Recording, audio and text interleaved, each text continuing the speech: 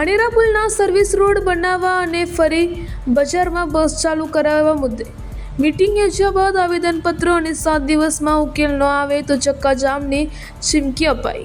ધાનેરામાં બનેલ રેલવે પુલને ધાનેરાની આર્થિક કબર ભાંગી નાખી છે અને પુલની બાજુમાં સર્વિસ રોડ ન બનતા સરકારી બસ અને અન્ય વાહન બારોબાર જતા હોવાથી વેપાર ધંધાને મોટો ફટકો પડ્યો છે। સર્વિસ રોડના કારણે હોસ્પિટલ પહોંચવામાં દર્દીઓને પણ મુશ્કેલીનો સામનો કરવો પડી રહ્યો છે। અનેકવાર એમ્બ્યુલન્સ ફસાયાના દાખલાઓ મોજૂદ છે। સ્થાનિકોએ સર્વિસ રોડ મુદ્દે અનેકવાર રાજકીય આગેવાનો અને ઉચ્ચ અધિકારીઓને રજૂઆત કરી હતી, પણ પરિણામ ન મળતા આખર વેપારીઓ, ડૉક્ટર અને જાગૃત નાગરિકોની મીટિંગ મળી હતી। ત્યારબાદ રેલી સ્વરૂપે આવેદનપત્ર આપી 7 દિવસમાં ઉકેલ લાવવાની માંગ કરાઈ હતી અને ઉકેલ ન આવે તો ધરણા અને ચક્કાજામ કરવાની ચીમકી ઉચ્ચારવામાં આવી હતી।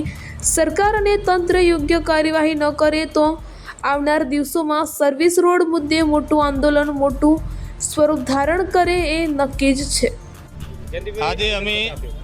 આજે અમે અગ્રવાલ 3 રસ્તા સર્વિસ રોડ બાબતનો જે આવેદનપત્ર આપ્યું એ આવેદનપત્ર 7 દિવસની મુદત માગી છે, કારણ કે આ સર્વિસ રોડ વારંવાર અમે ધાનેરાની નગરજનોએ રજૂઆત કરી, પણ એ રજૂઆતો એમના કાગળ જ ઉપર પડી રહે છે। એ રજૂઆતોનો કંઈ નિકાલ નહીં થતો। એ સર્વિસ રોડ ઉપરથી જે વાહનો ચાલે છે એ ધાનેરાના શહેરના વિકાસ માટે છે।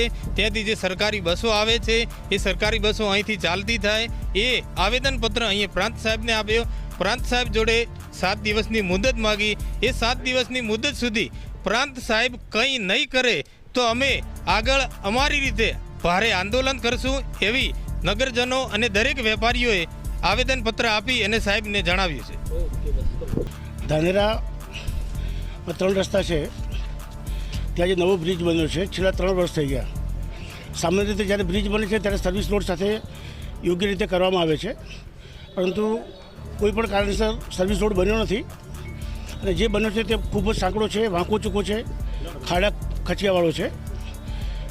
એટલે આખો જે વિસ્તાર છે ધાનેરાનો અડધું ગામ છે એમાં હેરાન થાય છે। જે મુસાફરો છે, દર્દીઓ છે, એ જ્યાં અવર જવર કરે છે એ લોકોને પારાવાર મુશ્કેલી અને ખર્ચ કરવો પડે છે। એક્સિડન્ટ થવાની શક્યતા ખૂબ વધારે છે। સ્કૂલમાં પણ હજારો વિદ્યાર્થીઓ ત્યાંથી જે પસાર થાય છે એની પણ જાનહાનિ થવાનો ખૂબ ડર છે। આ આખા ગામનો સળગતો પ્રશ્ન છે। વારંવાર રજૂઆતો કરવા છતાં પણ કંઈ નિવેડો આવતો નથી।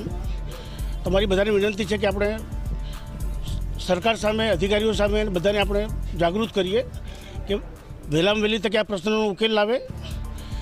જે ખાડા છે, જે તૂટેલો રસ્તો છે સરખો થાય અને એકદમ પહોળો સર્વિસ રોડ સારો બને, જેથી આજે ધાનેરાનો અડધું ગામનો વિકાસ જે અટકી ગયો છે તે ફરીથી વ્યવસ્થિત થાય।